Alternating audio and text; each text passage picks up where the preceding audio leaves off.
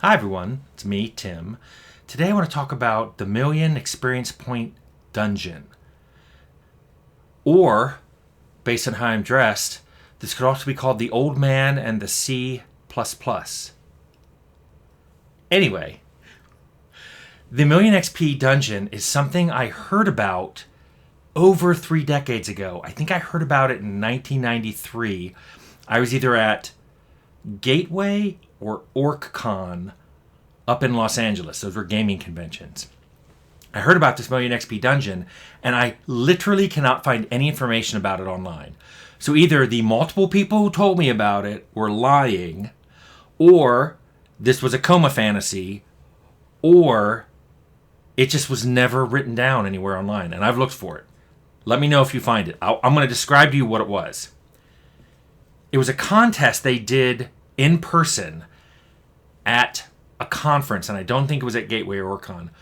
It was a lot of people and multiple GMs, and this is what the contest was. Because it was a contest. There was a winner. Everybody made a player character using AD&D rules. That's first edition D&D. They were given 1 million experience points. Now, they could use any class, any race, any alignment. None of that mattered.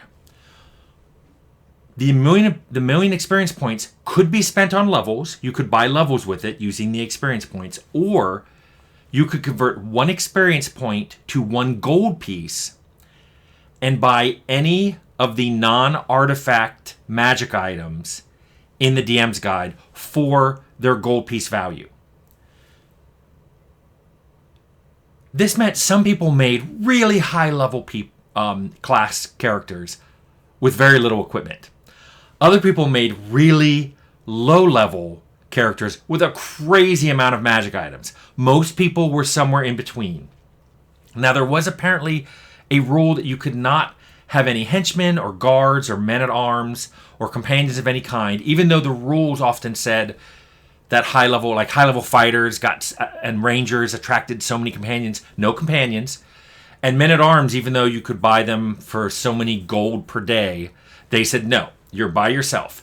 The one exception to that rule was if you could summon something, that was fine, whether you did it via a spell or an item that did it, and then you had to follow the rules for that spell or item. Like how many times you could do it, how long it would last, whether it would sometimes attack you. It was all based on the item. And the contest was, they had this big castle with a lot of dungeons.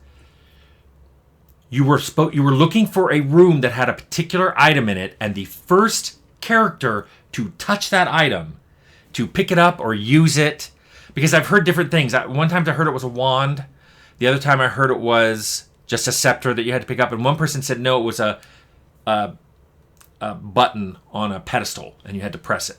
I don't know what it was, but whoever got there first won. So there can only be one winner. Now, I always thought that sounded really interesting. I heard about it. I'm like, that sounds really cool. It made me think, what kind of build would I make?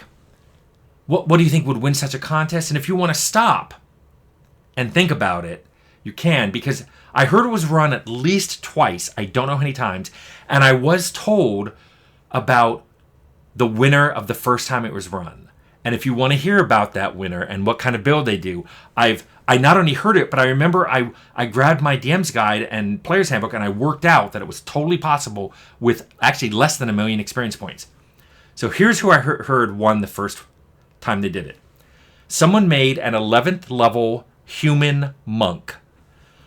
That cost 700,000 experience points. Well, 700,001. And they gave him a few magic items. In fact, because of the class, they were restricted to 3 magic items.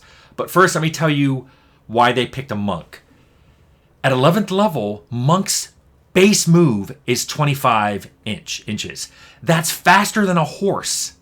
That's with absolutely no augmentation to that speed. Even a hasted person only goes 24. So this person was faster than someone with haste on them, or with boots of speed, or anything like that. Their default armor class was 2, with wearing nothing. Now, monks can't wear armor, but magic items can adjust that, and this person did, and I'll get to that. Also, because of the way monks worked, if they made a successful saving throw versus something, they took no damage. And even if they failed their save, they only took half damage. So already right then, you've got this character. I know monks only roll a d4 for their hit points, but already they're getting this really amazing damage avoidance. Also, at that level, they can fall up to 30 feet with no damage, as long as I think they're within 4 or 8 feet of a wall. Turns out this character didn't matter. They have self-healing abilities. They're immune to disease, poison, and slow spells, so they can't be slowed down. I mean, complete and utter immunity. They don't have to roll. It's not a resistance. But in addition, they had resistance to ESP, charm spells, suggestion spells, mind control stuff, psionic attacks. And again, these are all just their monk abilities. It's without using any magic. They can speak to both animals and to plants. So, like, better than a druid. I mean, they can just do it. Now, they are limited by being a monk to only being able to carry 3 magic items. So here's the 3 that supposedly they took. The first one was a Ring of Air Elemental Command that had been activated. That cost 25,000 gold, so that was 25,000 XP right there.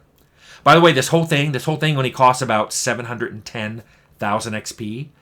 So it made me wonder if they could go up to the next level, but I don't think there was quite enough to go to level 12. Anyway, the Ring of Air Elemental Command gave them unlimited flight and unlimited invisibility per day. They could also cast Gust of Wind every combat round. They could cast a Wall of Force every day and do a Control Wind spell, which makes all winds in the area under their complete and utter command once a week. Not sure how that would work, but whatever. They're also immune to attacks from air elementals, and anything from the plane of air has reduced attacks, like reduced 2 hits and damage to them, and they have increased attacks against them. The only penalty for wearing this is a -2 save versus fire attacks. Pretty good balance. Then they had a Cloak of Protection +5, the maximum one. They could get that for 50,000 gold or 50,000 experience points.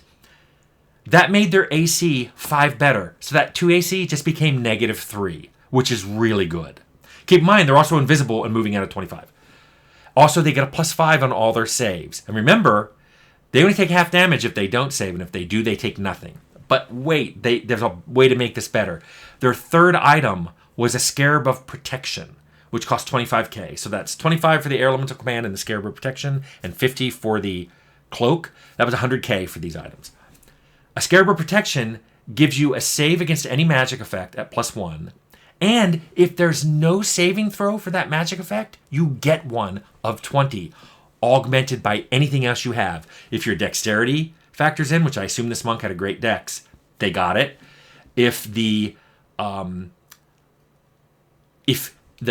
of +5 factors in, so already if they don't get a save versus magic, they get a save of 15. That's amazing.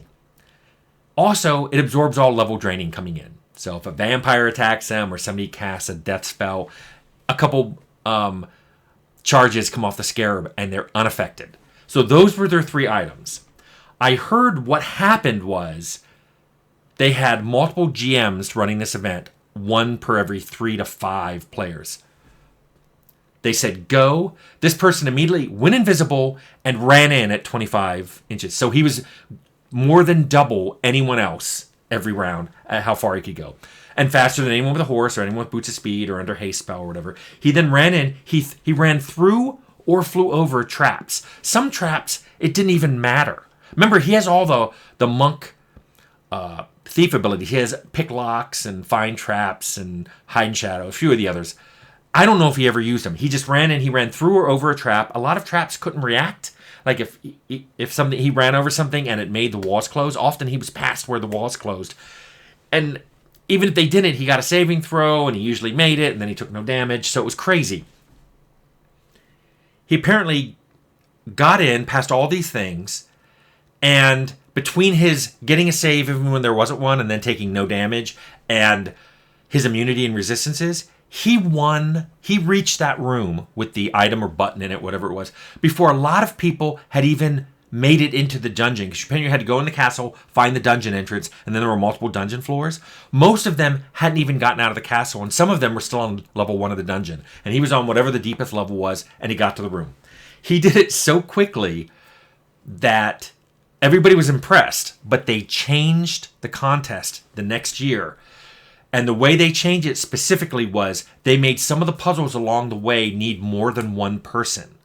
So maybe it was like something had to be pulled and held to keep a portcullis up or to keep a trap from going off or something. And there was no way to use a rope. Like maybe it was a very slick metal thing that you couldn't really tie a rope to. So that 2 people were needed to do it. And then apparently there were many of these along all the different routes. They made multiple routes to get to that room.